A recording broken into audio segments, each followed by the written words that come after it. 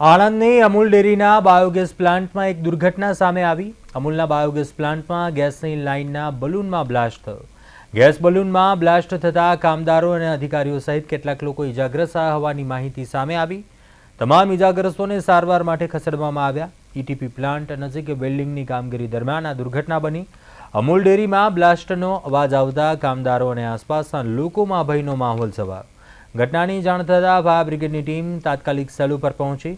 Fire બ્રિગેડની team દ્વારા હાલ કામગીરી ચાલુ છે, તો ઇજાગ્રસ્ત કામદારોને પણ હોસ્પિટલમાં ખસેડીને તેમની સારવાર શરૂ કરાઈ હતી।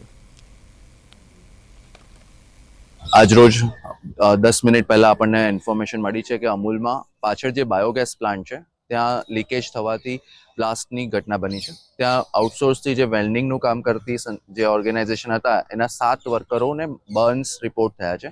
તાત્કાલિક ધોરણે તેઓને હાલ અહીંયા કરમસદ હોસ્પિટલ ખાતે શિફ્ટ કરવામાં આવ્યા છે અને હાલ એમની સારવાર પ્રક્રિયા ચાલુ થઈ ગઈ છે।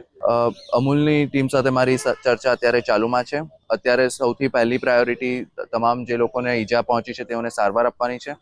કયા કારણોસર ઘટના બની છે તેની વિગતવાર તપાસ કરવામાં આવશે।